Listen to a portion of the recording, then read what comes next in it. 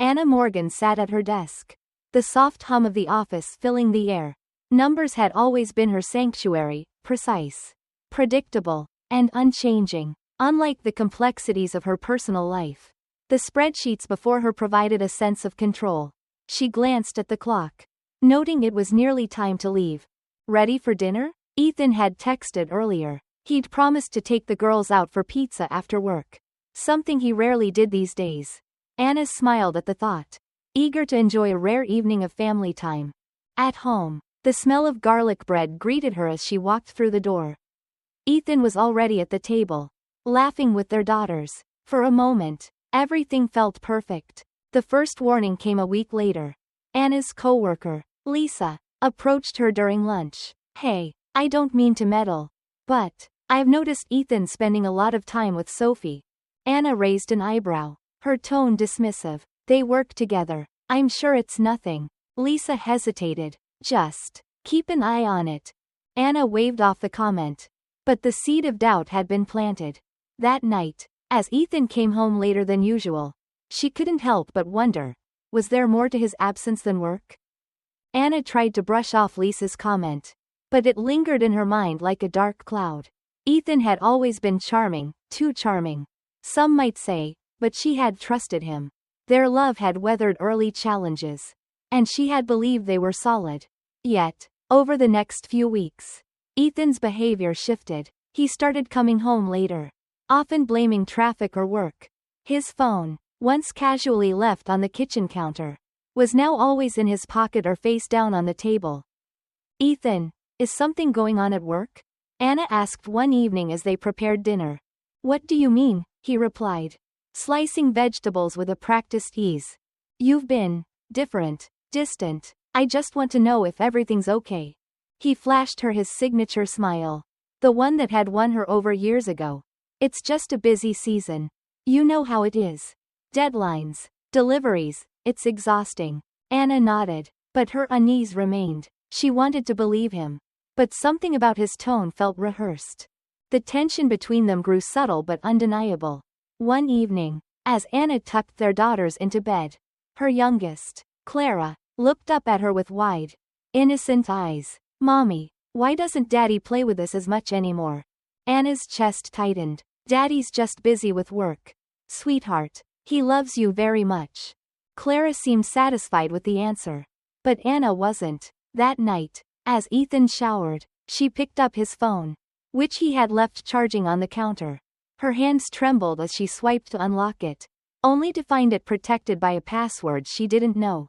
The next day, while at work, Anna overheard a group of coworkers whispering near the break room. She caught fragments of their conversation. Ethan and Sophie, spending too much time together. Her stomach sank. This wasn't the first time she'd heard Sophie's name, and now the whispers felt too persistent to ignore. Unable to shake her suspicions, Anna decided to take matters into her own hands. She recalled the company's security cameras, which were routinely checked for safety purposes. As an accountant, she had legitimate access to the system. That Sunday, when the office was quiet, she logged in and reviewed footage from the previous weeks. Her heart pounded as she fast-forwarded through hours of recordings. For a while, it was just the mundane activity of people coming and going. But then she saw it. Ethan and Sophie entering the storage room together on a Sunday afternoon. The timestamp was from a day Ethan had claimed to be working overtime. The footage was damning, the lingering touches, the way they glanced at each other before the door closed behind them. Anna's hands shook as she paused the video. Tears blurred her vision, but her fury burned through the shock. She downloaded the clip and sent it to her phone. She would need proof for what came next. The next morning, Anna texted Ethan and Sophie, demanding they meet her at a cafe after work. Her message was blunt: "We need to talk. I know what's going on." Ethan arrived first, his face pale when he saw her stern expression. Sophie followed shortly after, her confidence clearly shaken. They both sat down, avoiding eye contact with Anna. She placed her phone on the table and pressed play. The footage played in agonizing silence, the damning images impossible to deny. When the video ended, she looked at them, her voice trembling with rage.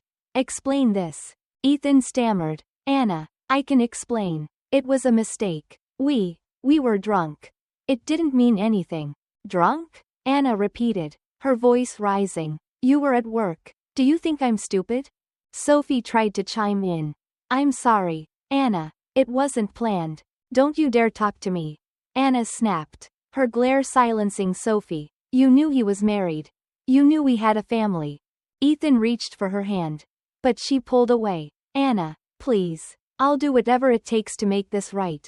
She stood abruptly, her chair scraping against the floor. You've already broken it. Back at home, Anna sat in her childhood bedroom, seeking solace from her father, David. He listened quietly as she poured out the details, her tears soaking the throw pillow she clutched. I don't know what to do. Dad, she said, her voice barely above a whisper. I want to leave, but the girls, they need their father. David sighed, his weathered face etched with concern. Anna, you have to decide what you can live with. If your heart can't bear it, don't force it to stay. But if there's still love left, real love, it might be worth fighting for. His words stayed with her as she returned home that night. Ethan was waiting in the living room, looking disheveled and remorseful. Anna, please, he began, but she held up a hand to stop him. I need time, she said firmly. I'm not making any decisions right now. Ethan promised he would change, swearing he would never betray her again.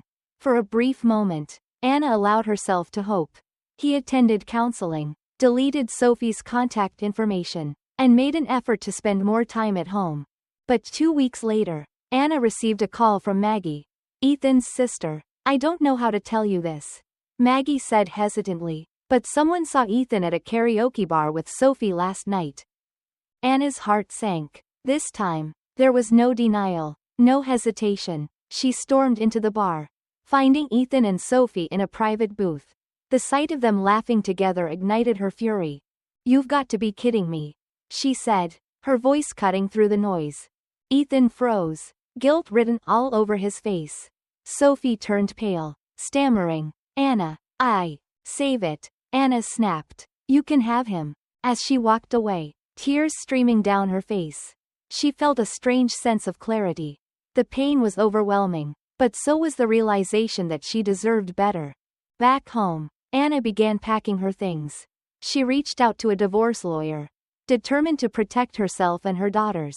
But as the days passed, her family intervened. Her parents, her sister-in-law, and even her close friends urged her to reconsider. The girls need their father, Maggie said gently, and if Ethan is truly willing to change, maybe it's worth giving him one last chance. Anna wasn't sure if she could.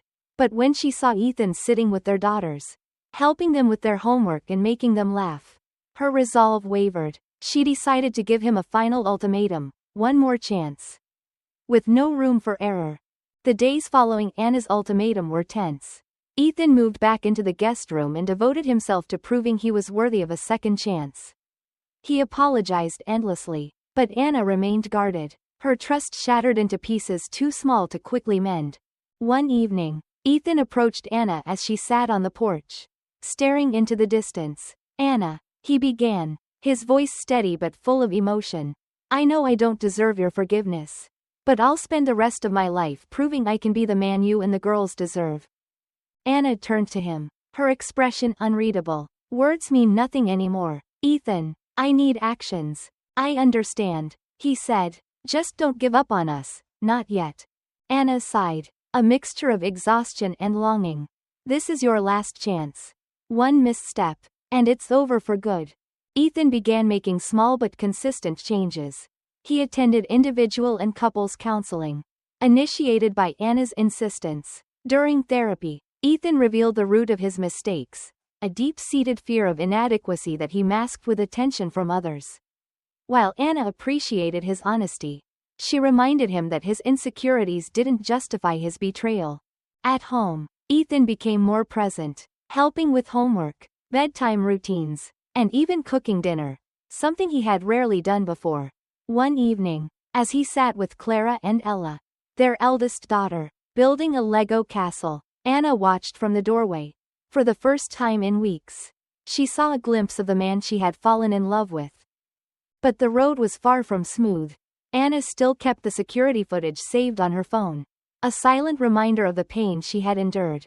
Some nights, the memory of Ethan's betrayal consumed her, and she would cry herself to sleep, wondering if she was making the right choice. While Ethan worked to prove himself, Anna turned inward, rediscovering parts of herself she had long neglected. She joined a yoga class and began running in the mornings, finding solace in the rhythm of her footsteps. Slowly, she started to feel stronger, both physically and emotionally. She also reconnected with her love of painting, setting up a small corner in the garage as her makeshift studio. Anna poured her emotions onto the canvas. Her daughters often joined her, splattering paint and giggling as they created their masterpieces. The activity became a form of therapy, a way for Anna to channel her pain and healing. One evening, while cleaning up their art supplies, Clara looked up at Anna and said, "Mommy, I like it when you're happy." Anna smiled, tears pricking her eyes. "Me too, sweetheart." Ethan's resolve was tested when Sophie tried to contact him. She sent a text one evening, claiming she wanted closure and to apologize for her part in the affair. Ethan stared at the message, torn between ignoring it and deleting it. Instead, he went to Anna. "I need you to see this," he said, handing her his phone. She reached out. "But I don't want to respond. I wanted you to know." Anna read the message, her stomach twisting. She looked at Ethan, searching his face for signs of deceit. To her surprise, he looked genuinely conflicted but determined.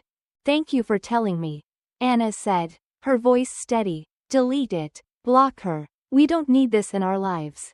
Ethan nodded, immediately following her instructions. It was a small gesture, but it marked a significant step in their journey toward rebuilding trust. Months passed, and while progress was slow, it was steady. One evening, Ethan surprised Anna with a small gesture that reminded her of the man he used to be. He recreated their first date, a picnic in the park under the stars. As they sat on the blanket, sipping wine and watching the sky, Ethan turned to Anna. "I know I've hurt you in ways I can never fully undo. But I promise, every day, to be better. For you, for the girls." Anna looked at him, her heart aching with a mix of hope and fear. "I don't know if I'll ever forget what happened, Ethan, but I want to try." They sat in silence, the weight of their shared history hanging between them. For the first time in a long time, Anna felt a flicker of hope. Ethan continued to prove himself as a devoted father and husband. He planned family outings to the zoo, movie nights at home, and even took Anna's painting hobby seriously by building her a proper studio in the backyard. These acts, though small, began to repair the cracks in their foundation. One evening, as they sat around the dinner table, Clara asked, "Are we happy again?" Anna and Ethan exchanged a look, their hands brushing briefly as they reached for the same serving dish. "We're getting there," Anna said, her voice warm. Together. Despite their progress, Sophie's presence loomed in Anna's mind. She often wondered if Ethan truly regretted the affair or if he was simply afraid of losing his family. During a couples therapy session, she voiced her concerns. "I don't know if I can ever stop thinking about her," Anna admitted. "Every time I look at you, I wonder if you're still thinking about her too." Ethan took a deep breath. "I won't lie, Anna, I've thought about what I did and how wrong it was. But not because of her. Because of you. I think about how I almost lost you. And that's what haunts me." His words struck a chord. For the first time, Anna felt the sincerity in his remorse. It didn't erase the pain, but it began to soothe it. A year after the initial betrayal, Anna and Ethan celebrated their 10th wedding anniversary. It wasn't a grand celebration, just the four of them sharing a homemade meal and reminiscing about the journey they had traveled. Ethan surprised Anna with a small, heartfelt gift. A painting she had started years ago but never finished. Framed and displayed in their living room. "How did you find this?" Anna asked, tears in her eyes. "I found it in the attic," Ethan said. "I wanted to remind you of who you are. Someone strong, talented, and worth fighting for." Anna smiled, her heart swelling with gratitude. "Thank you." Anna and Ethan's relationship was far from perfect, but it was real. They had rebuilt their life on a foundation of honesty and effort. Knowing that trust was a fragile thing that required constant care, Their daughters thrived, growing up in a home filled with love, laughter, and lessons on resilience. Anna, now an accomplished artist, found joy in her independence, knowing that her worth wasn't tied to her marriage but to herself. As she stood in her art studio one evening, watching Ethan play with Clara and Ella in the backyard, Anna felt a sense of peace. Life wasn't what she had imagined, but it was hers, and it was enough. Despite the progress Anna and Ethan had made, Sophie wasn't ready to let go. One afternoon, as Anna was picking up groceries, she spotted Sophie waiting near her car. Anna froze, her pulse quickening. She hadn't seen Sophie since the karaoke bar confrontation, and the sight of her now brought a rush of anger and unease. Anna, Sophie began, her voice softer than Anna expected. I just want to talk. There's nothing to talk about, Anna said coldly, moving to unlock her car. You've done enough. Please, Sophie pleaded, stepping closer. I'm not here to cause trouble. I wanted to apologize. Anna stopped, her hand gripping the cart tightly. Apologize, she repeated, her tone sharp. For what? For sleeping with my husband? For nearly destroying my family? Or for thinking you could manipulate him into leaving us? Sophie's face fell. I didn't mean for it to go that far. I thought he cared about me.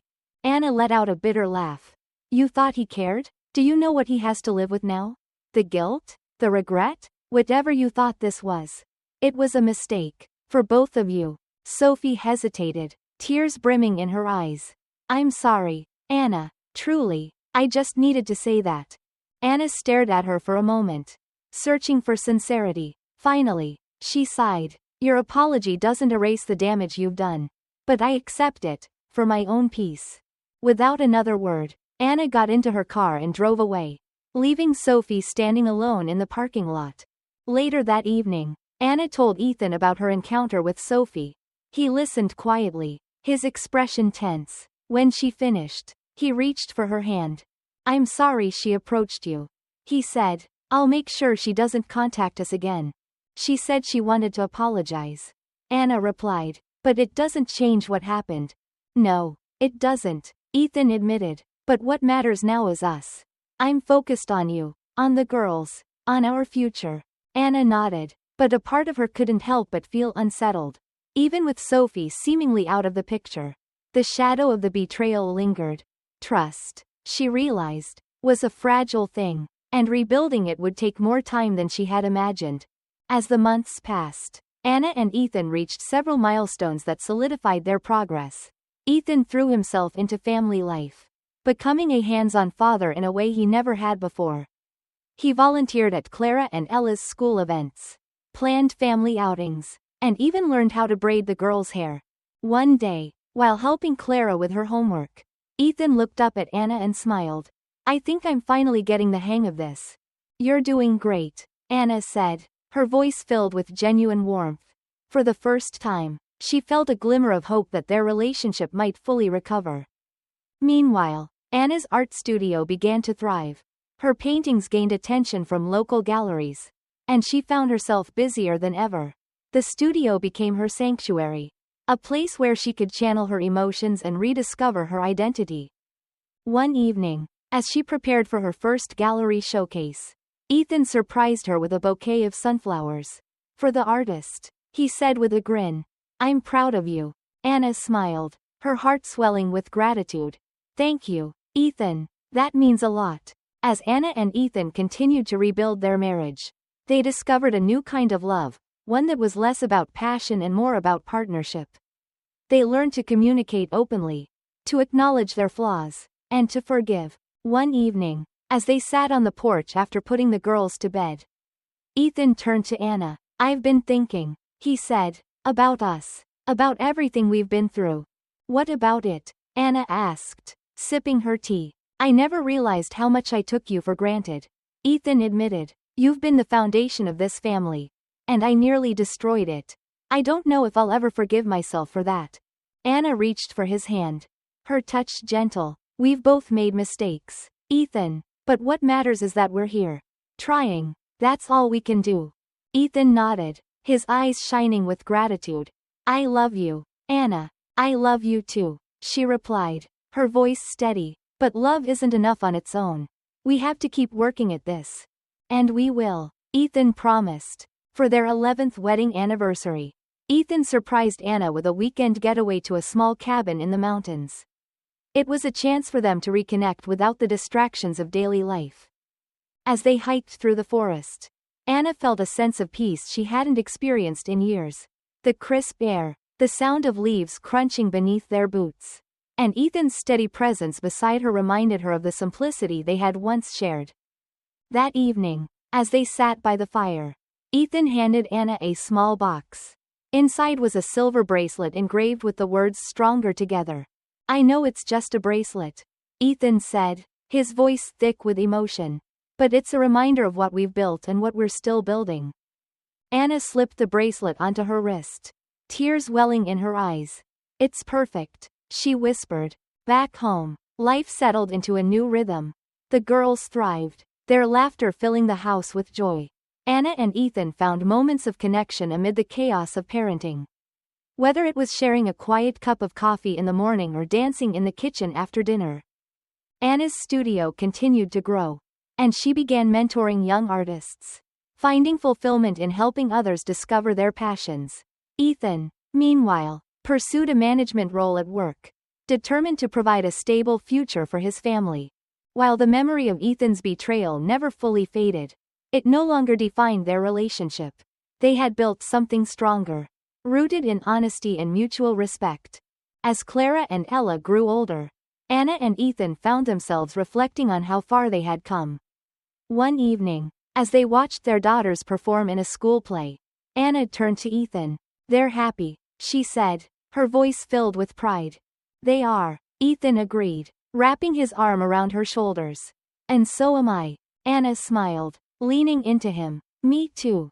For the first time, she felt a sense of closure, not because the pain had disappeared, but because it no longer controlled her. She had found strength in herself and in her family. And that was enough. Years later, as Anna walked through her art gallery, she paused to admire one of her favorite pieces, a vibrant painting of a family holding hands beneath a tree. It symbolized everything she had fought for: resilience, forgiveness, and love. Ethan entered the gallery with Clara and Ella, now teenagers, their laughter echoing through the space. Anna smiled, her heart full. Life wasn't perfect, but it was hers, and she wouldn't trade it for anything.